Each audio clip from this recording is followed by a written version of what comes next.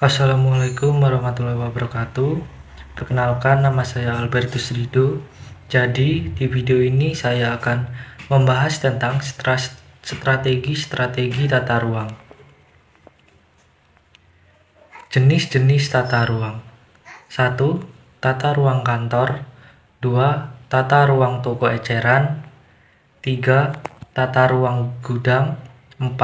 Tata ruang posisi tetap. 5. Tata ruang berorientasi proses. Dan 6. Tata ruang sel kerja. Pentingnya strategi tata ruang.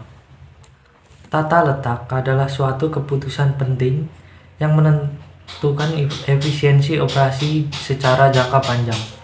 Tata letak yang efektif akan dapat menunjang pelaksanaan strategis bisnis yang telah ditetapkan perusahaan. Apakah diferensiasi, low cost atau respon yang cepat? Hal yang harus dipertimbangkan dalam menentukan desain tata letak adalah 1. Utilitas ruang, peralatan, dan orang yang lebih tinggi. 2. Aliran informasi, barang, atau orang yang lebih baik. 3. Modal karyawan yang lebih baik, juga kondisi lingkungan kerja yang lebih aman. Interaksi dengan pelanggan atau klien yang lebih baik. Dan yang kelima yaitu fleksibilitas. Penerapan tata ruang yang baik. Yang pertama yaitu peralatan penanganan material.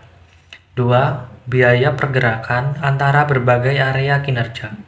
Ketiga, kapasitas dan ruang yang diperlukan. Yang keempat, aliran informasi. Dan yang kelima, lingkungan dan keindahan atau estetika. Tata ruang kantor adalah cara mengelompokkan pekerja, perlengkapan pekerja, dan ruang dengan mempertimbangkan kenyamanan, keamanan, dan pergerakan informasi. Hal yang membedakan antara layout kantor dan pabrik adalah pada kepentingan informasi. Tata letak dan fungsi kantor terus berubah akibat perubahan teknologi. Walaupun begitu, analisis tata letak kantor masih memerlukan pendekatan berbasis tugas, korespondensi lewat kertas, kontrak, dokumen, hukum, dokumen klien, naskah cetak, gambar, dan desain, dan masih memegang peran besar di banyak kantor.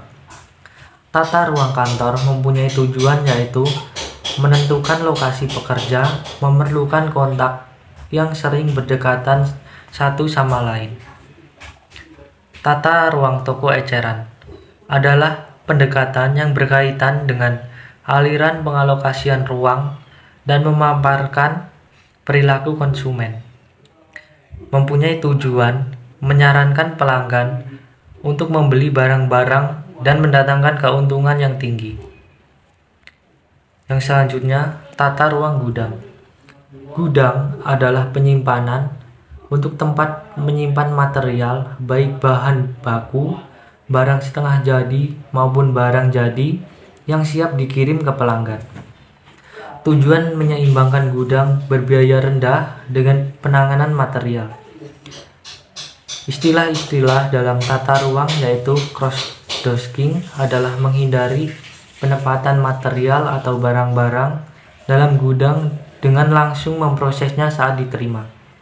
2. Random stocking adalah membuat daftar lokasi, catatan persediaan secara akurat berdasarkan lokasi, mengurutkan barang pesanan, menggabungkan pesanan untuk mengurangi waktu penjualan barang atau sekumpulan barang tertentu. Tata ruang posisi tetap adalah posisi berada di suatu tempat sementara para pekerja dan peralatan datang ke tempat tersebut. Tujuan disusun tata ruang posisi tetap adalah memindahkan material tempat penyimpanan terbatas di seputar situs. Contohnya adalah proyek pembuatan kapal, jalan raya, jembatan, rumah, dan meja operasi di ruang operasi rumah sakit. Tata ruang berorientasi proses Tata letak yang berorientasi pada proses dapat menangani beragam barang atau jasa secara bersamaan, merupakan cara tradisional untuk mendukung sebuah strategi diferensi produk. Tata letak ini paling efisien di saat produk yang memiliki persyaratan berbeda atau di saat penanganan pelanggan, pasien, atau klien dengan kebutuhan yang berbeda. Sekian presentasi yang dapat saya sampaikan. Saya ucapkan terima kasih.